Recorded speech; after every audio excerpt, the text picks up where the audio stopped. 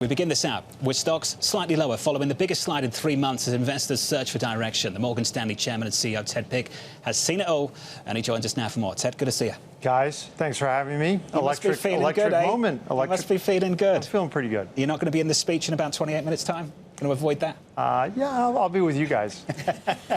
Let's talk about how things are set up for 26. We've drawn a big distinction between the energy that's coming from European officials and the emotion they have about a place like Greenland and the optimism that people have for the broader US economy, particularly from bankers regarding the pipeline and the amount of debt issuance we've seen over the past few months, the debt underwriting that you've really benefited from that's going to fund a lot of the transition. How amped up are you about the year ahead? Well, thanks for having me, guys. Great to see you. I'm pretty amped up. You know, we had several years where the M&A activity was going to get going, and then COVID happened, and then rates roofed, and it's taken a while for it to unglue. But this kind of, in this case, literal noise speaks to C-suite need to act, whether it's to reglobalize or reorient where your operations are, who you want to do business with, and as long as there's activity, we're busy. So cross-border M&A, large cap M&A, going to be important. AI acts as an accelerant to that too. If you want to actually get after the productivity gains and embedded in AI, you have to have the wherewithal to do it. And if your market cap is 30 or 40 billion, that's tough. You know, how do you take a couple points off your income statement to do that year after year? But if you're 200-300 billion, maybe you got a shot. So people are thinking bigger. And then the sponsors, as you know, a couple thousand companies that have been sitting there that have billion-dollar market caps implied, they need to come. And then very importantly, you have these great companies that have been private. And over the last 15 years, we've seen companies go public to defease options or effectively be secondaries. You may actually see great companies that are growth companies, some of them in the AI ecosystem that want to go tap capital. So for the investment bank, a great period. And then for our wealth manager, leading wealth manager in the U.S. and the world, you want to allocate your capital efficiently. So very exciting. Let's unpack some of those business lines. So let's just pick up on the IPO pipeline, the activity we could see later this year. SpaceX, OpenAI, we're talking about some absolute monsters. You and the team have been historically quite dominant in the tech sector. What are you doing right now to prepare for that moment that might be in our future? Well, these companies, you know, you bank them for a whole bunch of years and you get to know them. So there's a process, obviously the formal bake-off process and then the go or no-go decision. But typically the company has a pretty good idea what it wants to do ahead of time because it's selected its group.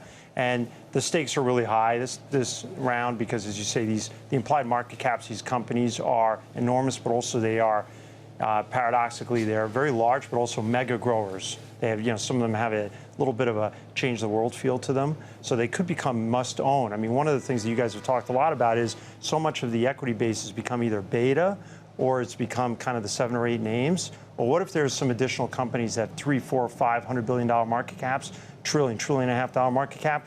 The active management community says, I want to own that. I want to own that from the time of the IPO. So I think it's not just Wall Street getting to know these companies. It's a whole bunch of investors who have either backed into early rounds or want to be there when the IPO comes. When we were speaking with you a year ago in these seats, you were talking about how it was going to be a great year for IPOs and M&A, and it was for your bottom line. You had an incredible year.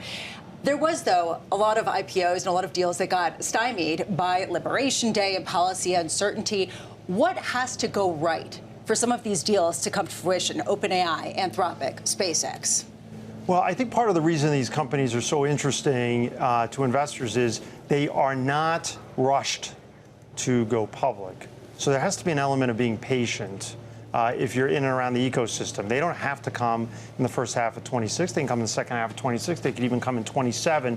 But they are drawing a whole bunch of interest to names like them, derivative plays in the ecosystem as you sort of disaggregate the entire AI daisy chain. Where do you want to play? So the anticipation of the company going public almost is as important as the company itself coming. But whether they come, Lisa, in 26 or 27, they're going to come. They're going to come. It's sort of a dissonance right now when you talk to business leaders about how much enthusiasm there is for deals and for energy in the U.S. economy. Right. And then when you hear the policymakers and you hear uncertainty and you hear sell America, how do you square those two narratives at a time where you do hear a growing number of investors say they are diversifying away from U.S. assets? I hear you guys talking about this a lot. I think there are two separate phenomena, but they're not exclusive. One is we got the arc of history. I've gone on about the end of history and that things would get going again and that nation states would be battling for hegemony and kind of trying to, win out on the rise and fall of nations. That's just a historical fact that kind of got, there was an interregnum between Berlin Wall and COVID. We're actually back to the balance of human history as we've all studied, and that means there's going to be the kind of stuff that we are living through right now. It's just been a while. And I don't know necessarily that is something we should expect to go away anytime soon. There's going to be renationalizing, nationalizing, and that means in some cases there'll be higher country risk. There'll be maybe pockets of illiquidity. There may be opportunistic transactions or allocations that happen. But after 20 years of financial repression, we're back to live markets and live nation states. That's here. But at the same time, you have the U.S. capital markets, which are more than half the capital stock. And the reality is, very basically, as we know, corporate health is excellent. Consumer health at the top end is excellent. And obviously, the administration's getting after housing for the bottom half of the K. Earnings, as you know, grew 8% this year. They could grow in the mid-teens next year. That's double the long-term average. That's pretty good. So good corporate, good consumer, excellent capital markets, an easier Fed that lowered by 75. Maybe there's more to go. Maybe it's a demand-driven 2026, in which case the Fed doesn't have to move. We have good inflation. We keep on powering forward growth.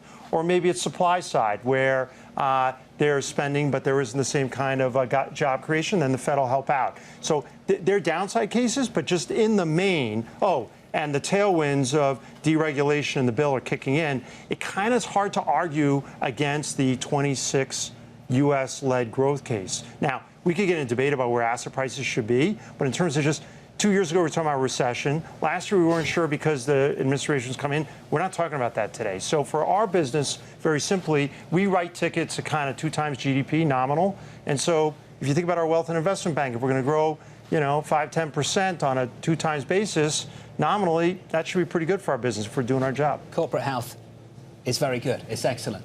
Sovereign health is questionable. Right. Can we talk about that? Right. The move in the last 24 hours, the live market stuff, let's get into that. The move in Japan at the long end of the curve, is that a warning shot? Is that the start of something bigger? Well, I mean, this Japan trade's been talked about forever. And I would expect that in a lot of highly indebted countries, off the Liz Truss moment, where the demographics are poor and you don't have the wherewithal or fiat to kind of work your way through that, there could be some vulnerability. So what does that mean? That means if we sort of do our economics meets poli-sci thing, I think that means you want to get closer to places where you can act in your joint economic interest. And I think the Japanese example is one that we should continue to pay attention to. I wouldn't be surprised if we see pockets of that now and then when, there's a little talk of the balance sheet looks lousy, but we're going to inject a little stimulus and let's see if anyone notices. Yeah, they noticed. So, you sort of have to, then you adjust. It's a trial balloon. It gets pulled back, and that's probably healthy for markets. You see a lot of that's been bought back today, but that's different than the U.S. Treasury phenomenon. That's been hugely overblown. The reality is that when we did this a year ago, the Treasury Secretary, as you know better than anyone, was talking about the 10-year being so important to keep an eye on. I think the 10-year is around 457, 455, 460. Now it's at 425, 430. So the 10-year is doing its job. There's some steepening. Yes, it's probably healthy. So I do think there's a conflation between kind of U.S. Treasury phenomenon and the world. And I think there's a difference. And, we just have to continue to highlight the difference. Very quickly, Ted, because yes. You spent time, you grew up in Venezuela. New world now. Are you planning to maybe help facilitate companies go back in? I had not prepped for that question. Well, you lived it. Thank you so much. That's why I'm interested, because you have a different take probably than every other CEO walking around this forum. Well, Venezuela is an extraordinary place, has a proud, but now in recent decades, very troubled history, but is, if you know your Monroe Doctrine, critical. And has, albeit as you've talked about at length, it's more sulfuric, but very high, vast quantities of oil beneath the ground. So do I think Venezuela is going to be relevant? I think Latin America is going to be relevant. I think the hemisphere is going to be relevant in its sort of thinking around how it wants to get closer while maintaining its own political and social independence from the U.S., but I think a coming together of some places may make some sense and may be in the broader economic interest, back to the previous question. That was a fantastic answer. Thank you so much. Brilliant. I've got one more. I Yes, hope it's sir. not a landmine. There was some news earlier about Deutsche Bank, and I just want to breathe some life into that story.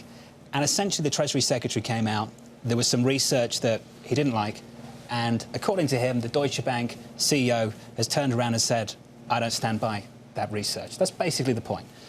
Is it difficult for the research department of Morgan Stanley to say what they think in an environment like this one? And I ask this question because I know some tremendous individuals at Morgan Stanley in research, and they are all highly intelligent, capable, and have their own thoughts about where they think we are in this moment right now. But is it difficult in the C-suite to allow them just to go out there full throttle, full-blooded, and just say what they really think about this moment? Absolutely not.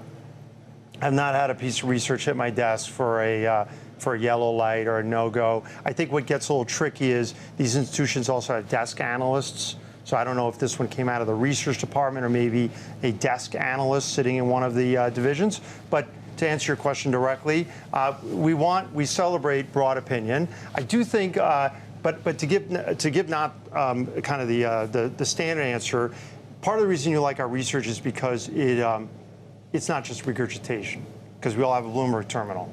Okay, so it has to have some kind of value add, but it doesn't have to just be provocation for its own sake. So we have industry leaders, we have sector leaders, we have Seth Carpenter, who you pointed out. I was watching you talk to him, and that was quite a moment. When I looked down the bar of the camera, you're actually there. Okay. Starbucks all over my suit. So thanks for that. But that was excellent. So you had at least one viewer that day, and that was me. So and Seth, but. The answer is the independence of research is important. We've invested in it for all these years. That having been said, sort of writing research to just sort of provoke and kind of get your Warhol moment, I mean, that is not really fair to the institution either. And it puts the particular government or whomever in an awkward spot because they read the research. So I think there's got to be a balance between independent integrity in what you're writing and writing something that actually is meant to add value and bring intellectual capital to the fore. Send me the dry cleaning bill. I'll sort that out for you. I didn't actually spit it up. I just swallowed and smiled.